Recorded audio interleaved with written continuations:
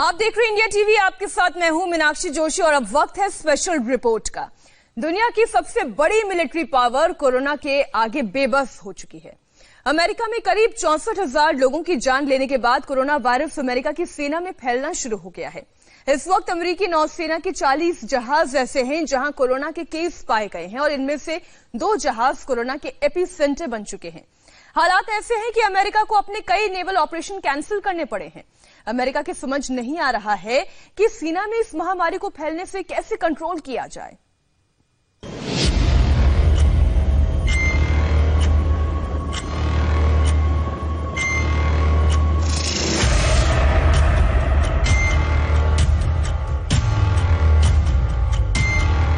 America के 2 बहुत बड़े जंगी जहाज इस वक्त कोरोना हॉटस्पॉट बन चुके हैं और यहां 1000 से ज्यादा नौसैनिक कोरोना वायरस से पॉजिटिव हो चुके हैं। अमेरिका के guided missile destroyer USS kid में कोरोना के 64 केस मिले हैं, जबकि इससे पहले अमेरिका के न्यूक्लियर कैरियर यूएसएस रूजवेल्ट में कोरोना के 955 केस मिल चुके हैं। यानी अमेरिका की आम जनता के बाद अब वहां की मिलिट्री भी तेजी से कोरोना पॉजिटिव होती जा रही है। अमेरिका के ये मिलिट्री बेड़े अब कोरोना एपिसेंटर बनते जा रहे हैं। अमेरिका में हालात बहुत नाजुक हैं। डिस्ट्रॉयर यूएसएस किड को इस वक्त सैन डिएगो में रखा गया है। इस शिप में 300 से ज्यादा का स्टाफ होता है और इनमें करीब 70% नौसैनिकों का कोरोना टेस्ट कर लिया गया है। इनमें अभी तक 64 नौसैनिक कोरोना पॉजिटिव पाए गए हैं। आशंका है कि यह तादाद बढ़ सकती है। पूरे जहाज को सैनिटाइज किया जा रहा है, लेकिन अमेरिका की सेना में इस बात का खतरा मंडरा रहा है कि कोरोना वायरस सेना के एक बड़े हिस्से को अपने चपेट में ले सकता है। अमेरिका के सामने यह वायरस सिर्फ जमीन पर नहीं, समंदर में भी चैलेंज बन चुका है। यूएसएस रूजवेल्ट अमेरिका का न्यूक्लियर लॉन्च पैड है जो पिछले 1 महीने से एक्टिव नहीं। निमिट्ज क्लास का यह nuclear super carrier 1 lakh ton वजन का है। करीब 5000 नौसैनिकों के साथ इस कैरियर की रेंज अनलिमिटेड है। इस पर F-18 सुपर हॉर्नेट विमान तैनात हैं, जो परमाणु हमले के लिए हमेशा तैयार रहते हैं। अमेरिकी नौसेना का कहना है कि इन दोनों जहाजों के अलावा किसी और जहाज में कोरोना का केस नहीं है, लेकिन 10 दिन पहले ही अमेरिकी रक्षा मंत्री मार्क एस्पर ने ऐसा ही दावा किया था। जब आप नौसेना के जहाज पर हों, पनडुब्बी पर हों या फिर किसी विमान में हों तो सोशल डिस्टेंसिंग बहुत मुश्किल होती है, लेकिन जो भी है हमारी सेना हमेशा तैयार है। हम पूरी कोशिश कर रहे हैं कि सेना सुरक्षित रहे। आपको मालूम होना चाहिए कि अभी हमारे 90 जहाज समंदर में हैं और सभी ठीक हालत में हैं। सभी अपने मिशन के हिसाब से काम कर रहे हैं और हम वो सभी कार्रवाई कर रहे हैं जिससे अमेरिकी जनता के हित सुरक्षित रहे। एस्पर के इस दावे के 4 दिन बाद यूएसएस किड के एक नौसैनिक में कोरोना का लक्षण मिला और फिर उसे और उसके संपर्क में आए 15 नौसैनिकों को एक दूसरी शिप पर ट्रांसफर किया गया।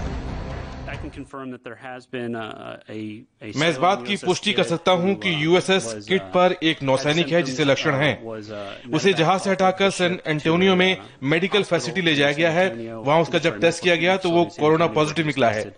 नेवी इस केस की जांच कर रही है और दूसरे केस जो है उनकी मदद से इसे समझने की कोशिश कर रही है।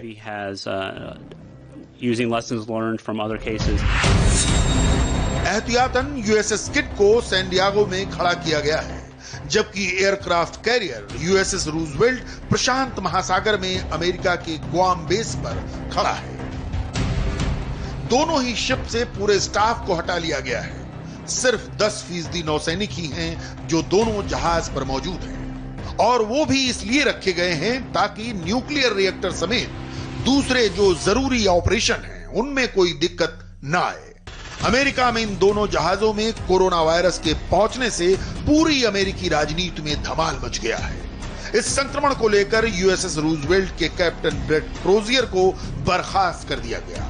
उन पर चेन ऑफ कमांड तोड़ने का इल्जाम लगा, लेकिन अब उन पर हुई कार्रवाई को वापस लेने पर विचार हो रहा है।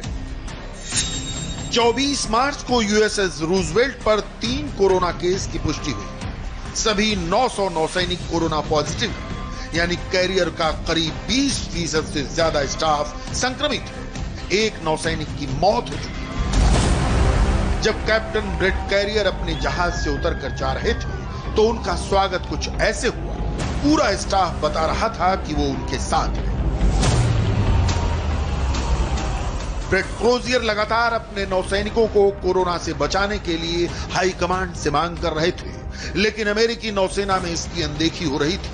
उनको हटा दिया गया, लेकिन उनको हटाए जाने के बाद नौसेना के कार्यवाहक सचिव थॉमस मॉडली को भी इस्तीफा देना पड़ा। देखा जाए तो इस वायरस ने अमेरिकी मिलिट्री में सेंध लगा दी है। रक्षा मंत्री एस्पर वो नेवल ऑपरेशन के चीफ एडमिरल गिल्डे से मिलेंगे। इस मुलाकात में यूएसएस रूजवेल्ट में फैले कोरोना को लेकर जो जांच चल रही है उस पर बात होगी। अब यूएसएस रूजवेल्ट और यूएसएस किड को पूरी तरह सैनिटाइज किया जा रहा है। यह अमेरिकी नौसेना के लिए बड़ा और डबल झटका है, क्योंकि एक वायरस ने उसकी न्यूक्लियर पावर को एक झटके में बंदरगाह पर वापस ला खड़ा किया, जबकि अमेरिका की ये जहाज हमेशा प्रशांत महासागर से लेकर अरब की खाड़ी और उन तमाम जगहों पर तैनात रहे जहां अमेरिका ने सैन्य ऑपरेशन किया। लेकिन सिर्फ अमेरिका ही नहीं, कोरोना से फ्रांस की नौसेना भी संक्रमित हो चुकी है। फ्रांस का इकलौता aircraft carrier Charles de Gaulle, इस कैरियर पर 1000 से ज्यादा नौसैनिक कोरोना पॉजिटिव है। एक तरह से फ्रांस की नौसेना इस वक्त बिना एयरक्राफ्ट कैरियर के ऑपरेट कर रही है। चार्ल्स द गॉल 3 महीने के मिशन पर था। ये भूमध्य सागर के बाद अटलांटिक महासागर में नाटो फोर्सेस के साथ एक नेवल एक्सरसाइज में शामिल हुआ था। इसके बाद ये जहाज नॉर्थ सी की राह पर था, लेकिन 10 दिन पहले ही इसके मिशन को बीच में रोक दिया गया। 42,000 टन के इस फ्रांसीसी एयरक्राफ्ट कैरियर पर करीब 2,500 नौसैनिक काम करते हैं। इस कैरियर से रफाल जैसे लड़ाकू विमान उड़ान भरते हैं। न्यूक्लियर कैरियर होने की वजह से इसकी रेंज अनलिमिटेड है। अभी तक पता नहीं चल पाया कि आखिर चार्ल्स द गॉल कैसे कोरोना के संपर्क में आया। ये एयरक्राफ्ट कैरियर इससे पहले 16 मार्च को फ्रांस से निकला था और तब से बीच समंदर में ही ऑपरेट कर रहा था।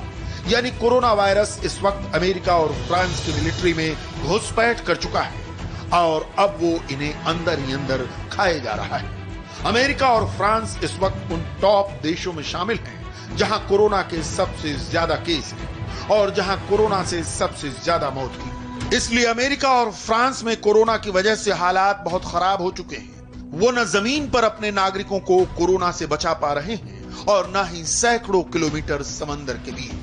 इसे मिलिट्री सिस्टम का डाउनफॉल कहा जाएगा। जाहिर है कोरोना वायरस से फैली निराशा के इस दौर में अमेरिका को हौसला बनाए रखने की जरूरत है। और देखिए ये कैसे किया जा रहा है।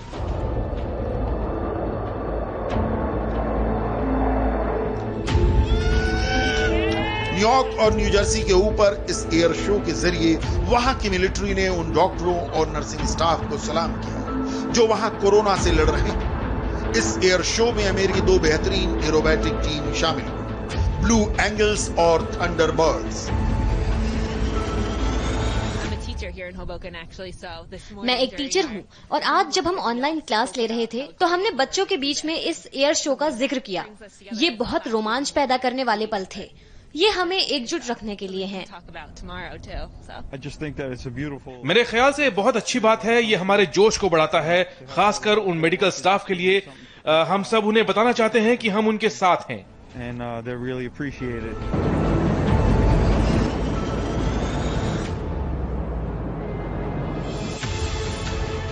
ये दोनों एरोबैटिक टीम अमेरिका के फिलाडेल्फिया के ऊपर से भी गुजरी। जेट इंजन की गड़गड़ाहट की आवाज पूरे शहर में गूंज रही थी।